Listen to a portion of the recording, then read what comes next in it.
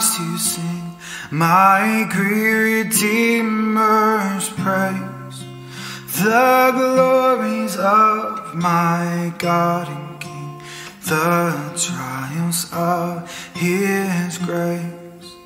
My gracious Master and my God, assist me to proclaim, to spread through all the earth abroad the honors of thy name.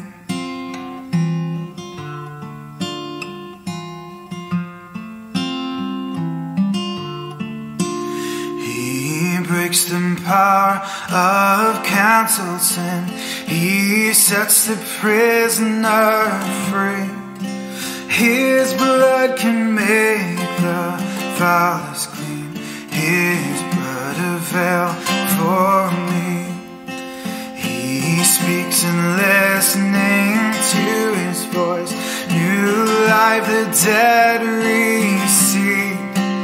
The mournful broken hearts rejoice, the humble poor believe.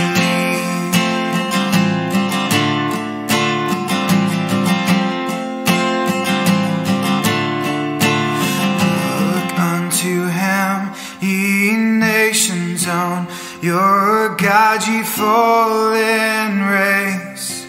Look and be saved through faith alone, be justified by grace.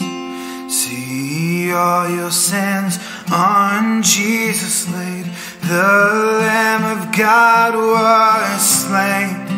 His soul was once an offering made for every soul in pain.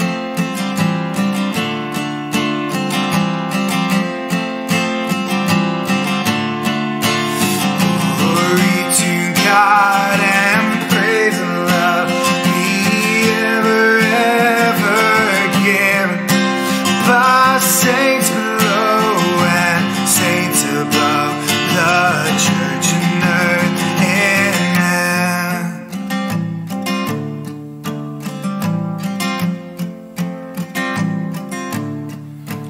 Oh, for 1,000 tongues to sing my great Redeemer's praise, the glories of my God and King, the triumphs of His grace.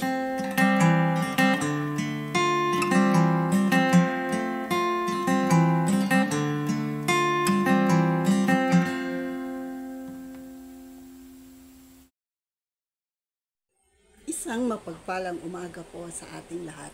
Patuloy kami nagpapasalamat sa kabutihan ng Panginoon at nakasama namin kayo ngayong umaga. Sa ating pagsimula, nais ko po kayong yayaing magdasal muna.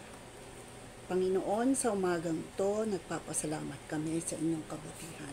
Ginising niyo kami muli sa isang umagang pinagkaloob niyo, Panginoon, at nais namin ikaw ay paglingkuran, Lord God, sa anumang bagay na nais nyo at pinlano nyo para sa amin.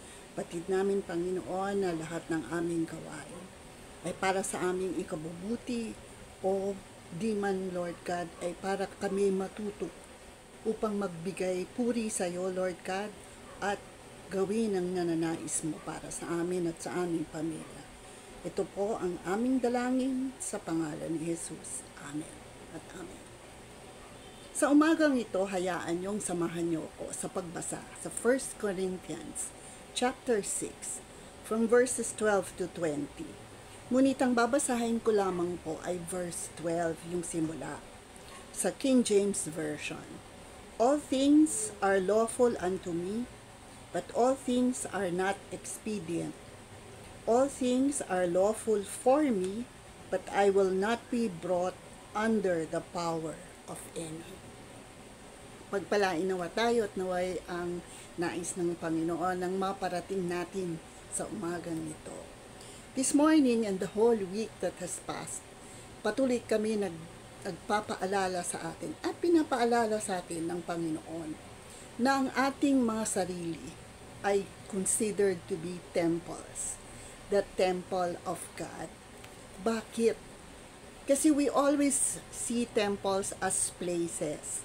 But po ang ating katawan, dahil po tayo created in His image, is also considered a temple.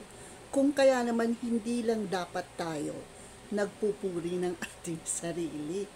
Kung hindi gumagawa po tayo at pinapaalalahanan tayo ng lahat ng ginagawa natin sa ating sarili, ay pagpapatunay na una, we appreciate ourselves, but most of all, we give honor to God because He created us. Kaya po naman, no, this morning, hayaan nyo kung i-share sa inyo po ang ungkol sa pag-aalaga ng katawan. Narinig na ho natin yung sinasabing garbage in, garbage out. Di po ba? Lahat ng iyong ginagawa sa katawan mo o kinakain, yun din naman ang nailalabas. Kung kaya minsan, sinasabi nila pag may sakit ka, minsan sasabihin sa yung doktor, biological. Ibig sabihin, kasama yon sa katawan mo nung ipinanganak. Ngunit mas madalas sinasabi nila, may mga sakit kasi po na sinasabi nilang man-made, kasalanan, hindi ng ibang tao, sapagkat tayo nga mismo ang may kagagawan din nun. Minsan po kasi, sabi nga dito, pinapaalala sa atin in verse 12, ng lahat ng bagay nga naman sa mundo ay para sa atin at binigay sa atin ng Panginoon. Ngunit hindi lahat ng bagay na yon para rin sa ating ikabubuti o kailangan natin, no? Actually, yung word na ginamit dito is useful. Madalas po tayong may pagkakamali na common nandyan siya, pwede natin gamitin. Ngunit alam naman ho natin ang prolonged use ng isang bagay ay maaring makasira rin. No? May mga tayo pong naririnig tungkol dyan. Kung kaya pinapaalala sa atin ng Panginoon, lahat ng ginawa niya sa mundo ay para sa ating ikabubuti. Ngunit gamitin natin ito una ng tama at kung kailangan natin talaga. No?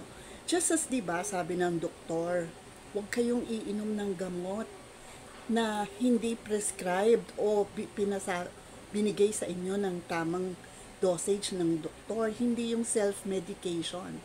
Sapagkat kahit ba ito ay makakabuti sa'yo, maaari ring makasama. Kasi nga, hindi mo kailangan, una, o pangalawa, mag-overdose ka. Just as sabi din dito, everything is lawful, but not necessarily a good idea. Madalas na rin po. Marami tayong nakikita na, pwede naman pala, uso na ngayon, tinatanggap na ito ngayon. So, ba't hindi natin din gawin? O bakit hindi natin tanggapin? Kung maayos naman ang buhay mo sa pagtanggap noon, bakit hindi? Ngunit kung ito ay hindi na ayon sa iyo o nakakasama palalo kesa makabuti, bakit mo nga naman din gagamitin, tatanggapin? No?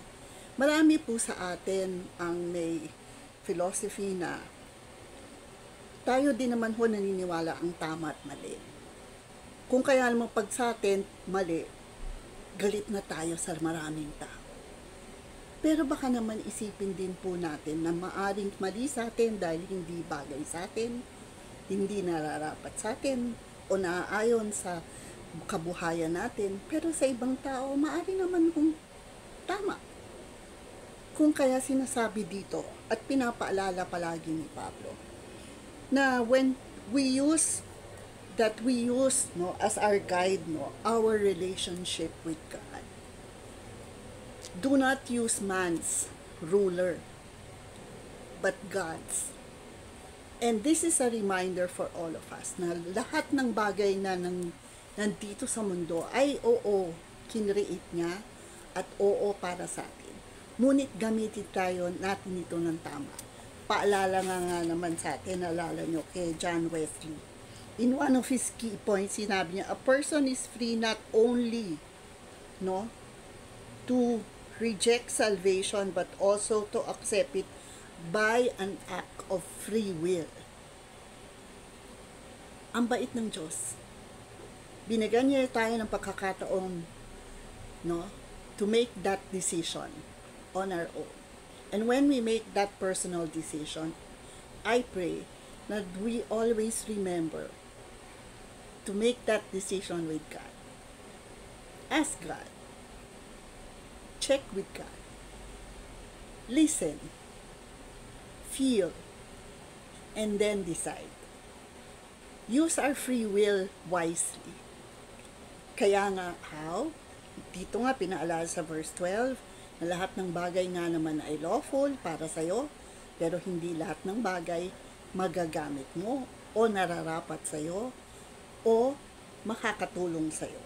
Just as maraming bagay ay nandiyan para sa'yo, pero wag mong hayaan na yung mga bagay na yon ang siyang magdikta sa buhay mo.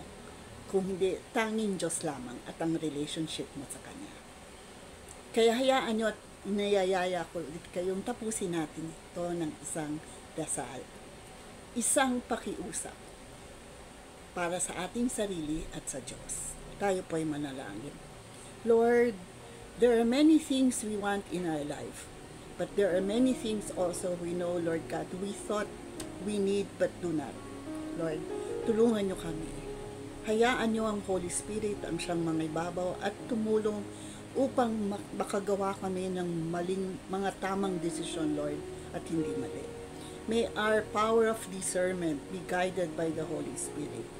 And may our relationship with you be our standard more in dealing with ourselves, especially, Lord God, since you created us in your image, and that you created us for a good plan, not a plan to destroy us, but rather a plan to make it good for us, to enjoy the life, Lord God, you have created for us, as well as the world, to enjoy the world that you have created for us, Lord God. Salamat po at naway patuloy kaming nag-aalala na in our relationship with you, Lord God, there are things that we can do and cannot do, and that we be always be guided by your word. All in Jesus' name, amen.